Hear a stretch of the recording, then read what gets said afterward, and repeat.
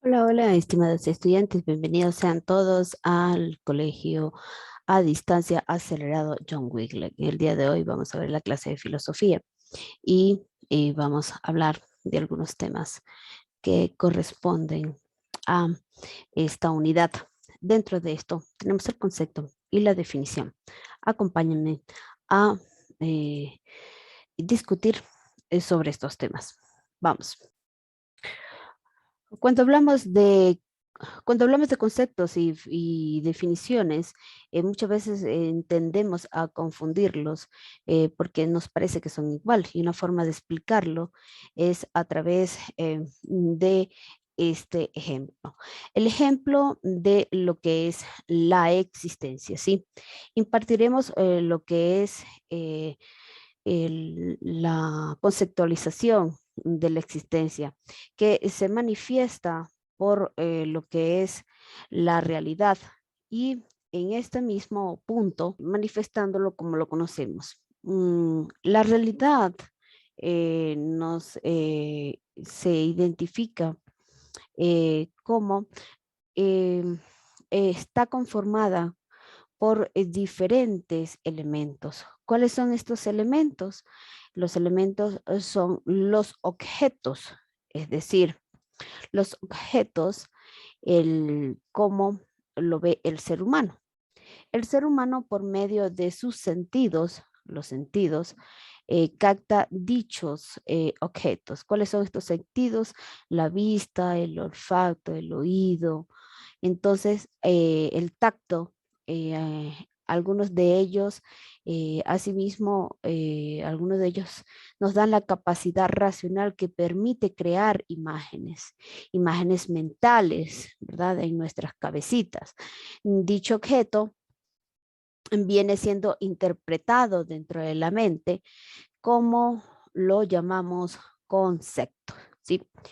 Una vez dicho esta parte, vamos a continuar con una explicación sobre lo que nosotros consideramos definición del concepto, ¿sí? Tenemos allí cómo se define de forma en el término de definición lo que se refiere a un concepto, es decir, es la forma y es el entendimiento de lo que nos corresponde, cómo se llama desde un principio, ¿verdad? Lo que es dentro de la filosofía, la representación de lo que es el concepto en nuestras mentes. En pocas palabras, es el término que nombre o pensamiento que tenemos de algo. Sin embargo, no lo podemos confundir con una simple imagen. Es un recuerdo o una mera percepción. Estas son formas de conocimiento sensitivo, mientras que el concepto es una forma de conocimiento intelectual y racional, producto de nuestro entendimiento. Entonces, pensamos en algún momento cómo se representa un objeto, ¿sí? En nuestras mentes es una imagen, un símbolo o una palabra. Entonces, ¿cómo generamos los conceptos? Precisamente, ¿cómo los generamos? ¿A través de qué? Primeramente, captamos mediante los sentidos al objeto en sí, para luego extraerlo y esto quiere decir que interiorizarlo, ¿verdad? En nuestra mente y convertirlo en un concepto para que luego esto nos sirva de materia prima para elaborar un juicio. Es decir, por ejemplo, tenemos que yo le digo manzana y ya usted no necesita investigar qué es una manzana. Usted ya sabe que es una fruta color roja y que, bueno, dentro de sus variaciones hay manzanas verdes, hay manzanas amarillas y asimismo pasa. Si yo le digo a usted frutilla, ya usted sabe que es una frutilla y ya usted sabe a qué corresponde, qué es, no es una verdura, es una fruta. Y si es una fruta, ¿qué color es? Usted ya sabe que es roja. Entonces, es parte de lo que nosotros percibimos y lo extraemos en nuestra mente para convertirlo en un concepto. Dentro de las características del concepto, ¿verdad? Tenemos el concepto por su naturaleza abstracto. Está constituido por las señales, notas esenciales, extraída por una pluralidad de representaciones. Dentro de sus clasificaciones, tenemos la clasificación de los conceptos. Según Aristóteles, clasificaba los conceptos de la siguiente forma. Por ejemplo, por su perfección.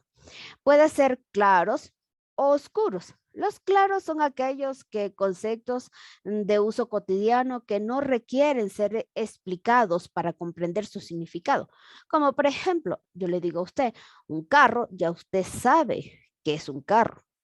Casa, ya usted sabe que es una casa, y que es una pelota, ya usted sabe que es una pelota, mientras que los conceptos oscuros no se usan con frecuencia y necesitan una explicación, como por ejemplo, yo le digo a usted catastrófico y pues obviamente usted no puede darme una definición o un concepto científico sobre qué es catastrófico. Bueno, sabemos que podría ser un evento horrible que sucede dentro de una serie de situaciones. También tenemos los distintos. Estos distintos se clasifican que, por ejemplo, ahí tiene una distinción, es decir, que todos son totalmente diferentes. Dentro de la clasificación por su extensión, tenemos algunos de ellos, conceptos, tenemos clasificaciones y subclasificaciones. Dentro de ellos tenemos conceptos como conceptos genéricos y supraordenados, específicos y subordinados, y conceptos coordinados. Entre otras clasificaciones, hay cierta forma que complementa a lo que se dijo anteriormente, y tenemos conceptos universales, particulares y singulares y colectivos, singulares o individuales. Dentro de ellos tenemos que son por extensión. Los universales son aquellos conceptos que se refieren a un todo, es decir, todos somos seres humanos, es decir, un todo, pues de forma universal. Es por decir, y yo les digo, todos los ecuatorianos, entonces me estoy refiriendo a todo el país. Y si yo me digo a todos los quiteños, entonces me estoy refiriendo a una zona, pero estoy abarcando de forma universal esa zona.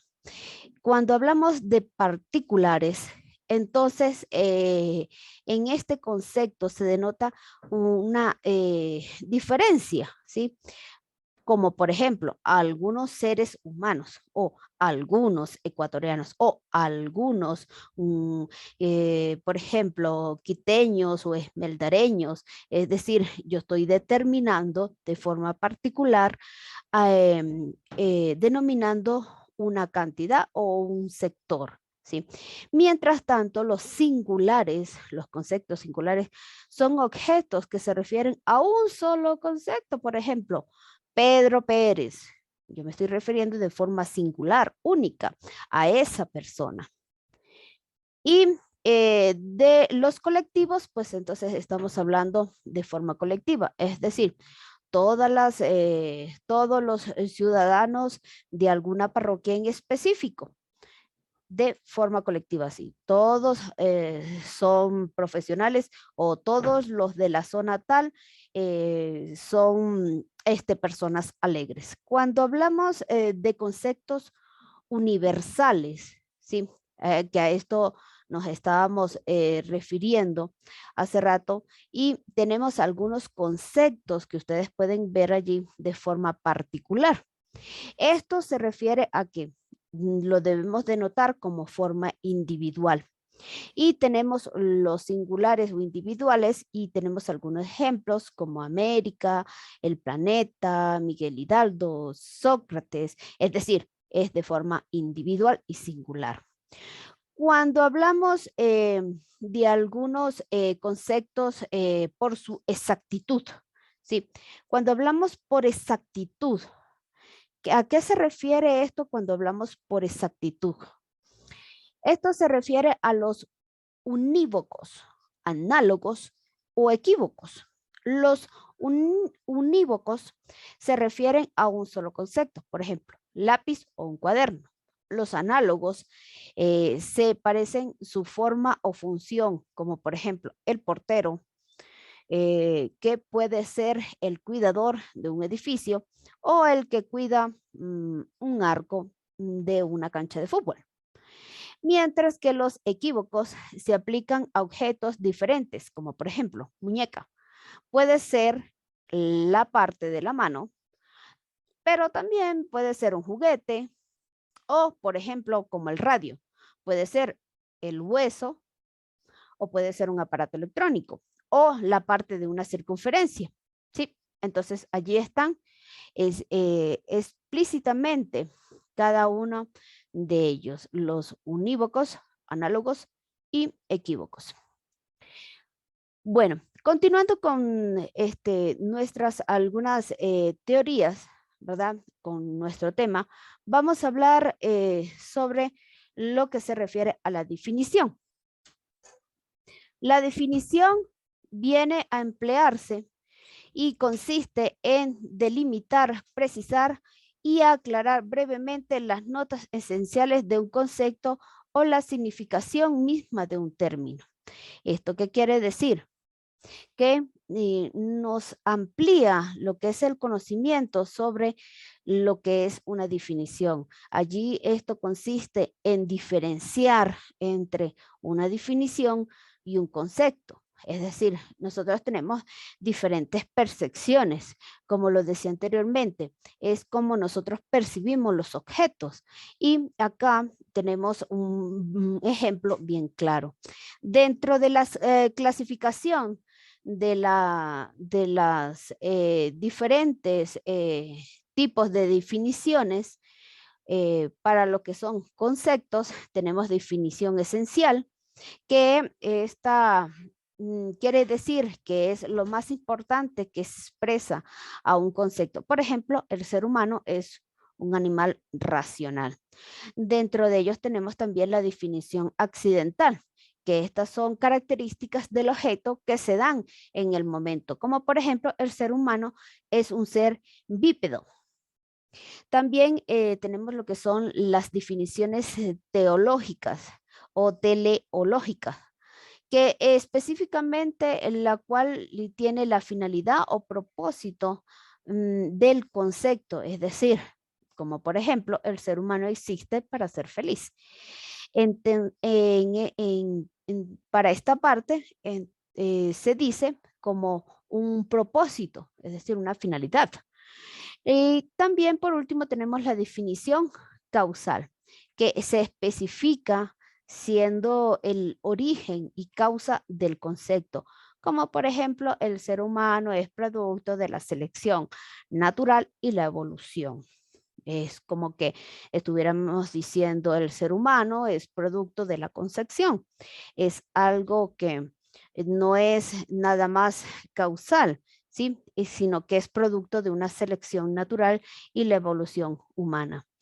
Bueno, ha sido todo por el día de hoy. Muchas gracias por su atención y los espero en una próxima clase. Así que estén atentos a las actividades y lea las instrucciones de las tareas. Así que nos vemos. Bye bye.